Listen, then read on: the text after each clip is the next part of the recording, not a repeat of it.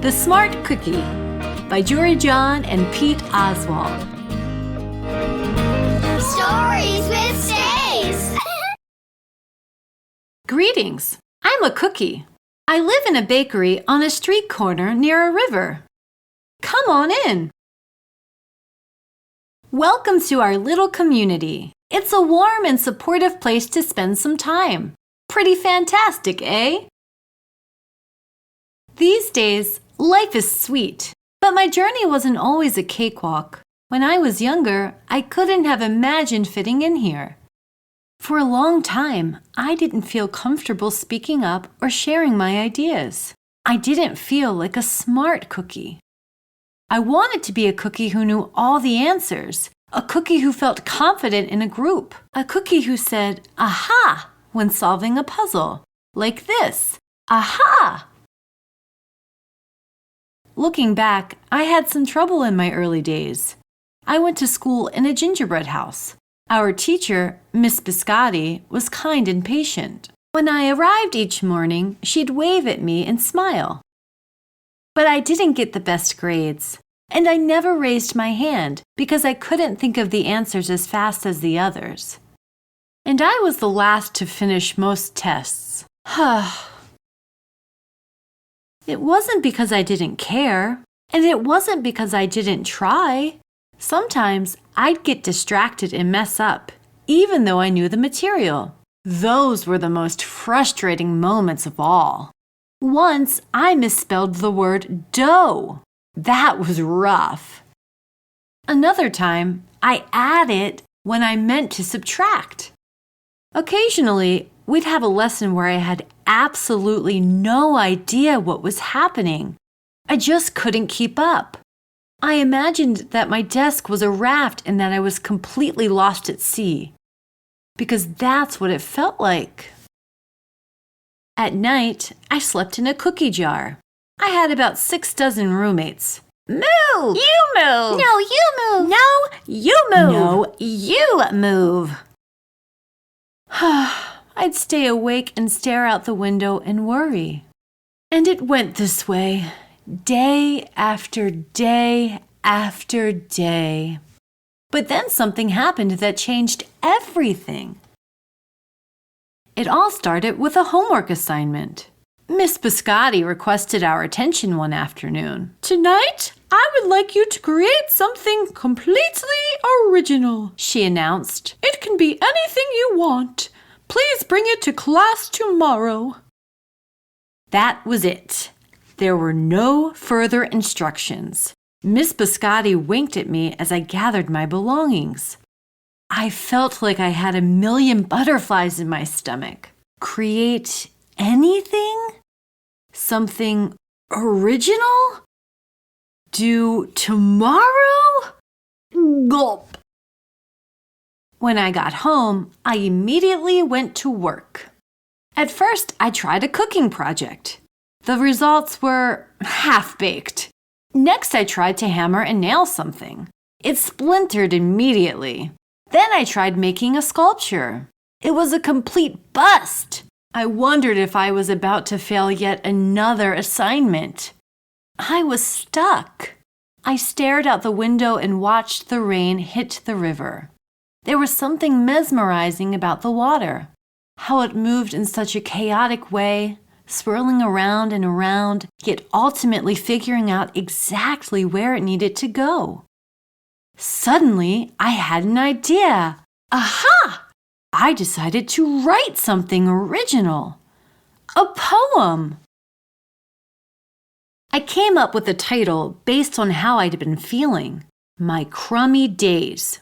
After that, the rest of it seemed to fall into place. I wrote and I wrote. I lost track of time.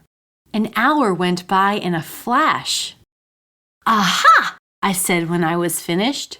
I couldn't sleep that night, but it wasn't because I was worried. It was because I was excited. I felt like I had really accomplished something. I felt smart. The following day, Miss Biscotti asked for volunteers to share what we'd created. One kid showed off his original frosting art. Another kid revealed her sprinkle distribution machine. It was neat seeing how everyone was good at such different things. Finally, Miss Biscotti turned to me. "Would you like to share anything?" she asked. Gulp. I gulped. I thought I'd probably crumble under the pressure, but I made my way to the front of the classroom. I noticed my hands were shaking. My mouth went dry.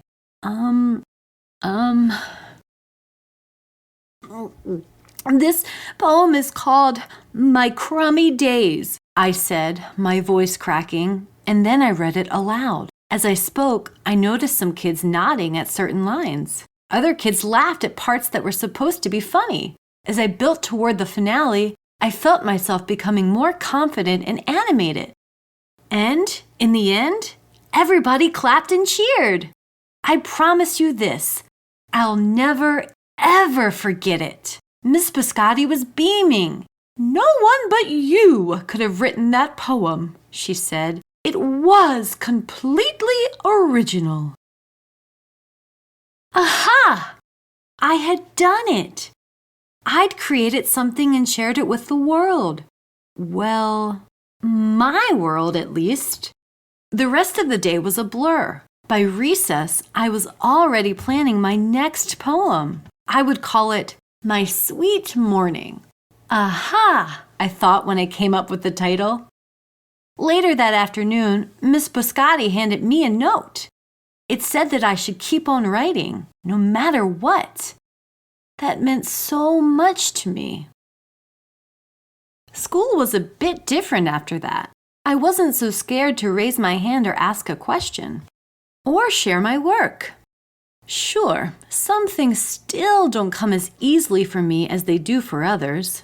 But now I know that you can be smart in many different ways. You don't have to have the answers to every question or suddenly be great at everything all at once. You just need a chance to try all kinds of things to find out who you are and what you like to do. As for me, I learned that I can write and I can think up great ideas. And I found plenty of other things I'm good at too. I no longer feel lost at sea. It's more like floating down a river. And the best part is, there's always more to learn. Because we're all smart cookies.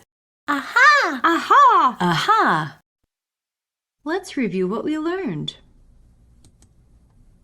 Who is the main character in this book?